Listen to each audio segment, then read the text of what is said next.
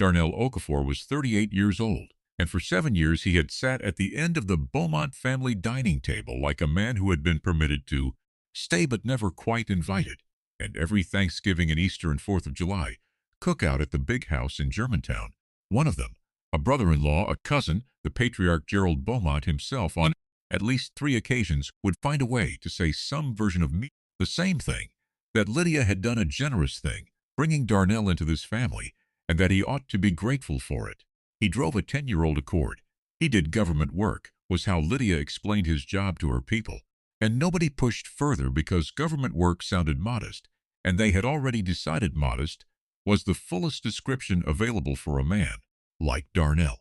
He wore plain clothes and kept his opinions in his chest, and ate the food at those tables with the composed patience of a man who had been somewhere considerably more uncomfortable than a dining room in Germantown and knew the difference.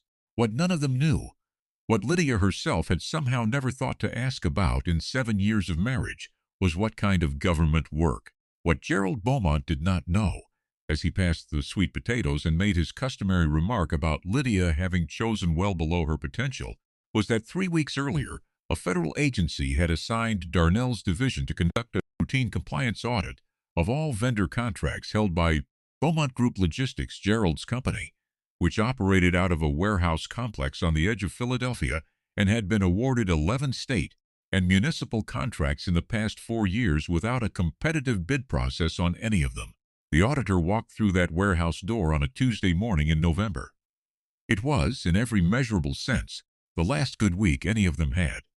Before we jump into the story, comment where in the world you are watching from and subscribe, because tomorrow's story is one you need to hear.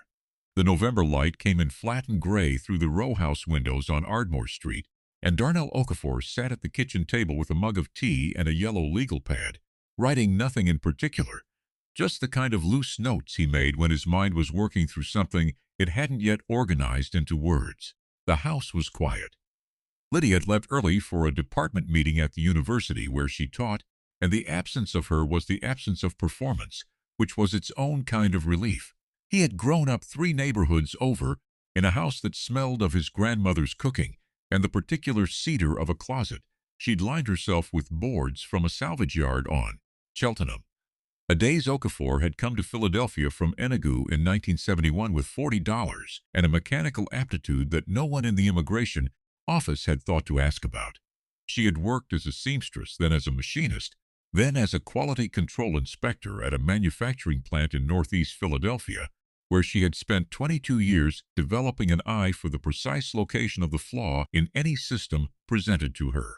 She had applied that eye to her grandson with the same dispassion she applied to everything else, which meant she had seen him clearly and told him so, and the clarity of her attention was the greatest inheritance she left him when she died in the winter of his 31st year. She had told him once, pressing her thumb along a hem she had just finished, "Darnell, the flaw in the cloth is not the cloth's shame, it is only information.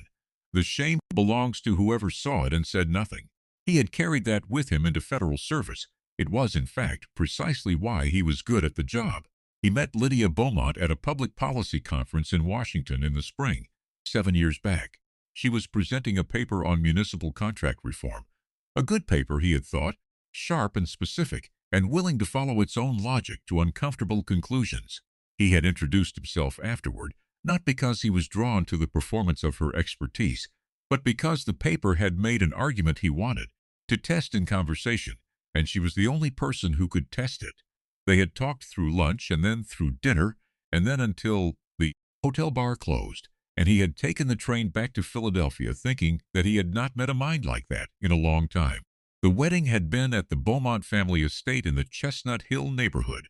120 guests, Gerald Beaumont presiding over the reception with the benevolent authority of a man donating something from his personal collection. He had given a toast. The toast had been warm and beautiful and had referred to Darnell twice as Lydia's project. Darnell had smiled both times. He was good at that. The yellow legal pad had 3 lines on it when his work phone buzzed on the counter. Not the personal one. The work phone, the encrypted government-issue device that lived in the inner pocket of his jacket, the way a particular kind of tool lived in the hand of a person who used it constantly enough to stop thinking of it as separate from themselves. He read the message. He set the phone down. He finished the tea. The message was from his supervisor, a deputy director named Phyllis Armstead, and it confirmed what he had already suspected, that the preliminary findings from the Beaumont Group logistics site visit had been escalated, and that Darnell was being formally assigned as lead auditor for the full review. The conflict disclosure had been filed. The recusal option had been presented. He had declined recusal because the conflict was his wife's family, not his, and because the flaw in the cloth required whoever saw it to say something. He washed his mug. He put on his jacket. He was out the door by 8:15. He had known something was wrong with the Beaumont contracts for 14 months, not known it officially, not in any way that constituted a finding or a report, but known it the way a person with his training and his grandmother, SIs, knew things, through the accumulation of small observable inconsistencies that did not resolve into innocent explanations no matter how many times he ran them. The first thing he had noticed was at the dining table in Germantown, 18 months back, when Gerald had mentioned offhand that the city's new waste management logistics contract had gone to Beaumont Group after a lot of groundwork. Darnell had asked conversationally what the bid process had looked like. Gerald had looked at him with the expression of a man who does not discuss the machinery of his success with people at the lucky-to-be-here end of the table, and said only that relationships mattered in that industry, and changed the subject. Darnell had filed that away. He had not acted on it yet. He was a man who understood the difference between a suspicion and a finding. The full audit assignment arrived with a document packet from procurement records, which his team had obtained through routine channel requests. He read through it the first afternoon with his office door closed and the desk lamp on because the overhead light in that room had always been insufficient. His hands were steady. His face was composed.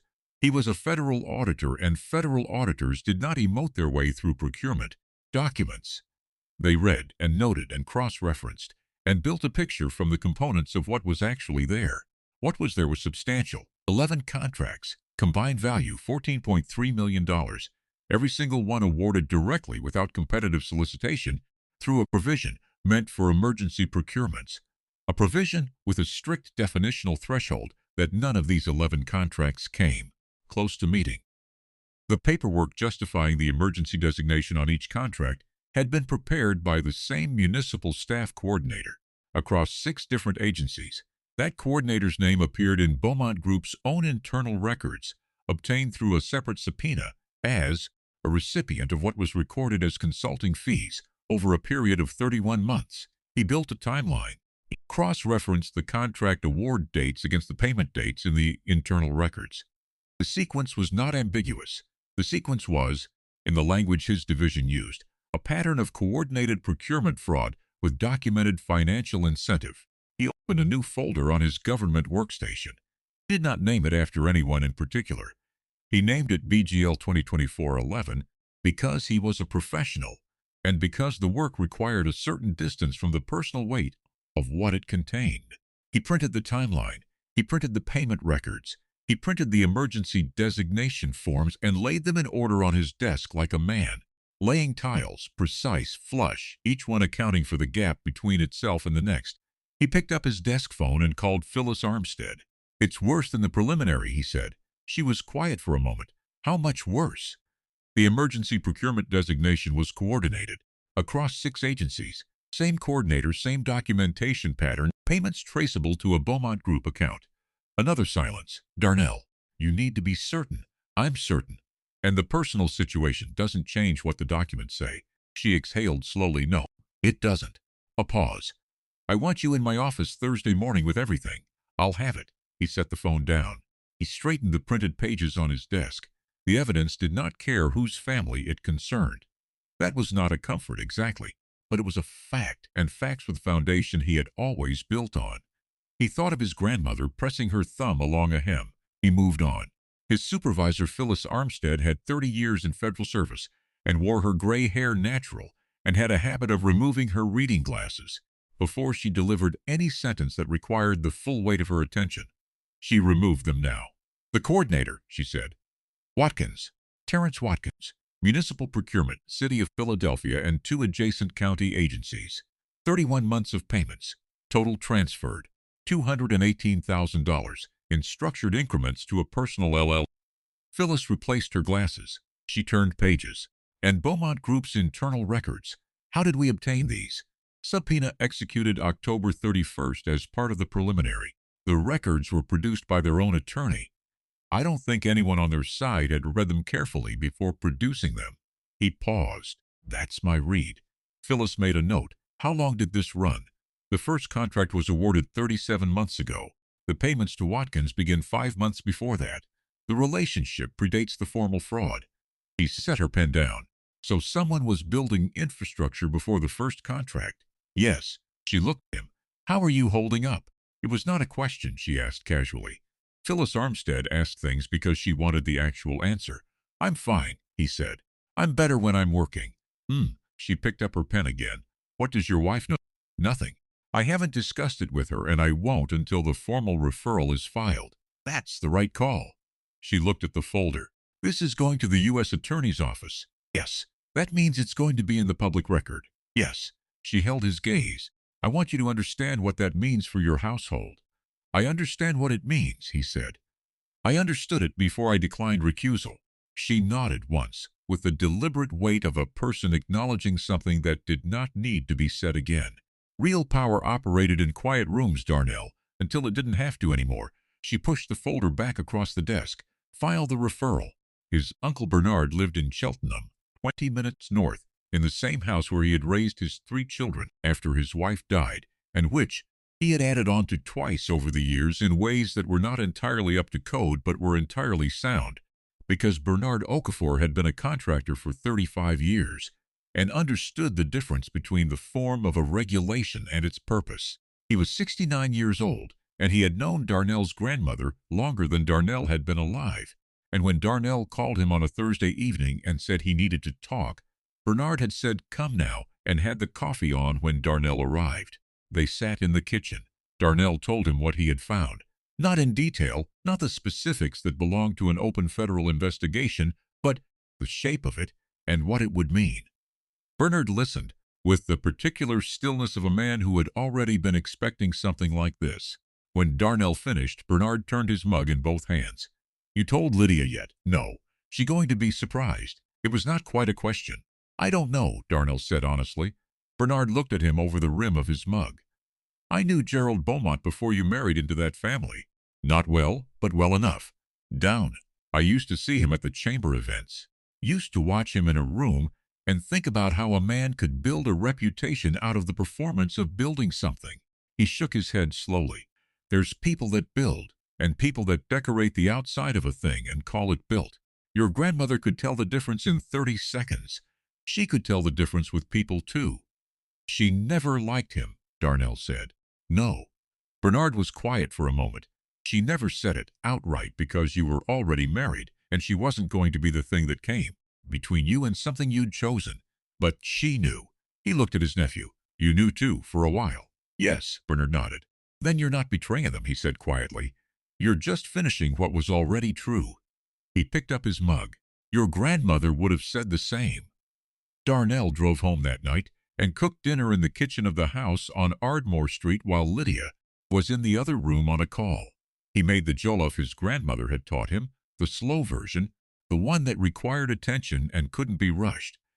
And he stood at the stove and gave it the attention it required while the evidence sat in its folder in his government workstation, and the formal referral to the U.S. Attorney's Office sat in his supervisor's outbox, filed at 4:53 that afternoon. He called Lydia for dinner. She came in still distracted from the call, ate quickly, said it was good, said she had papers to grade. He told her to go grade them. She kissed him on the cheek, the practiced cheek kiss of a marriage that had traveled some distance from where it started, and went back to the other room. He washed the dishes. He dried them. He put them away. Preparation was the work. What came after was just consequence arriving on its own schedule. The meeting was convened on a Thursday in December, not in a restaurant or a family dining room, but in a conference room at the office of the U.S. Attorney for the Eastern District of Pennsylvania, a functional government space with fluorescent light and a long table and chairs that matched in the way government chairs matched. Utility over intention. The Beaumont family attorney was present. a man named Corbin Pierce, who had been retained on an emergency basis 10 days earlier when the subpoena for Gerald Beaumont's personal financial records had arrived. Gerald was present. His son Marcus, who was nominally the company's operations director, was present. Lydia was not present. She was at home with information Darnell had given her the evening before, carefully, specifically, without drama, and whatever she was doing with it was her own.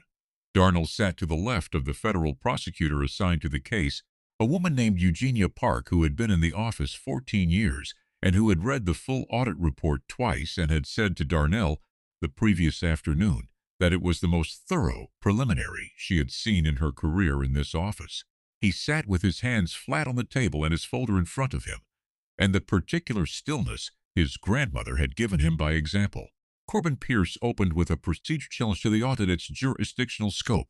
Eugenia Park answered it in 2 sentences.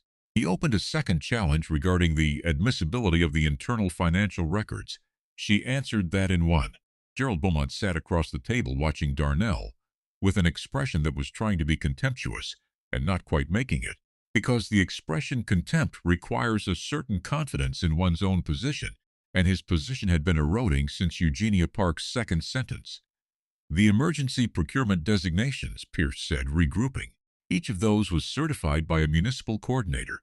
The liability is shared and documented, Eugenia said. Mr. Watkins has already entered into a cooperation agreement. His testimony covers the full 31 months. Gerald Beaumont went very still.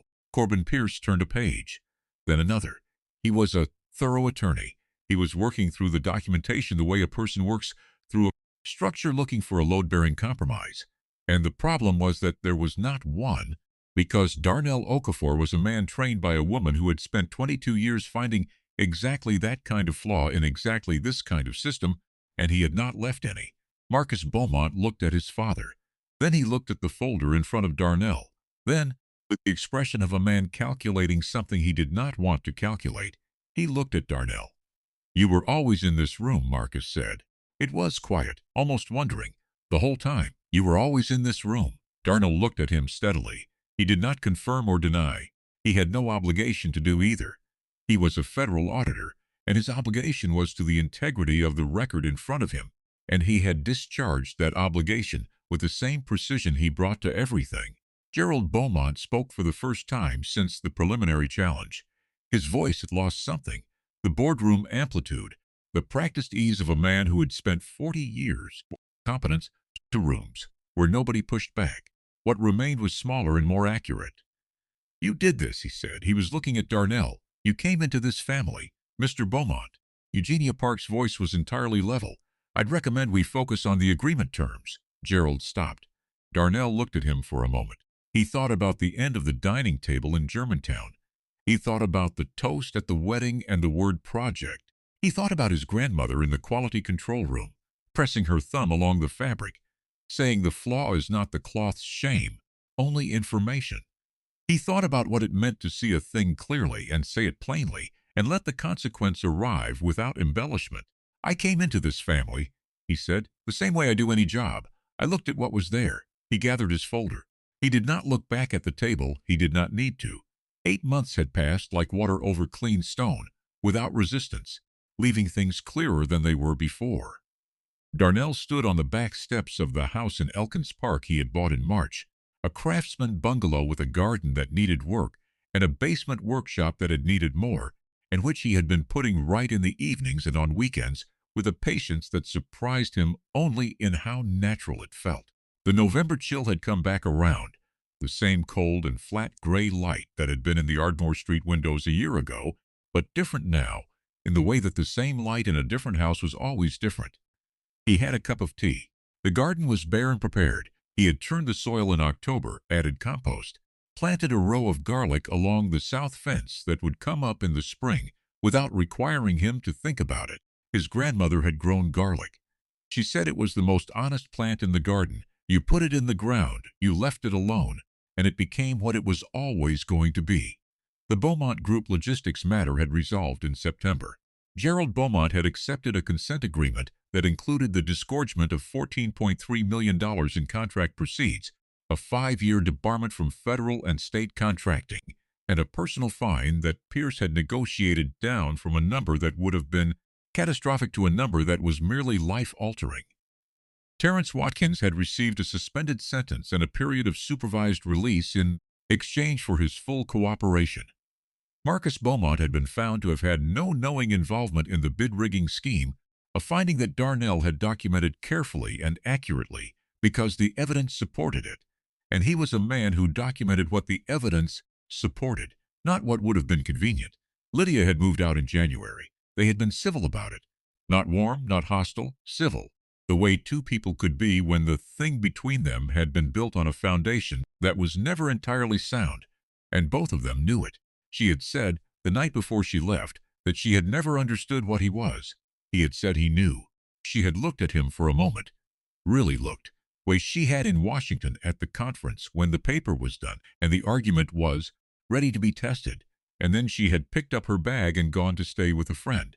He had heard, through his cousin who moved in professional circles adjacent to the university, that she had taken a visiting position at an institution in Maryland.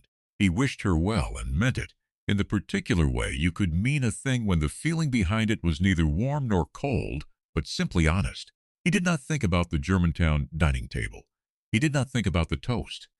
She had come into his life in April, a woman named Imani who was a civil engineer for the city, and who had knocked on his door to introduce herself because she was his new neighbor too, houses down, and because she had noticed the workshop light on at 11 o'clock on a Tuesday and had wanted to know what the project was.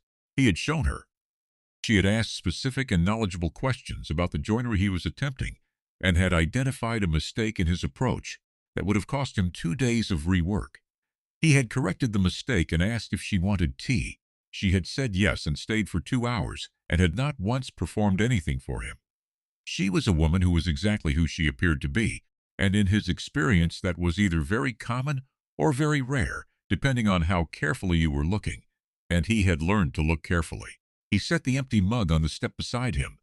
The garlic bed ran straight and dark along the fence. In 6 months it would be something. He was free of the table that had never been his. He was solvent in every sense that word could mean.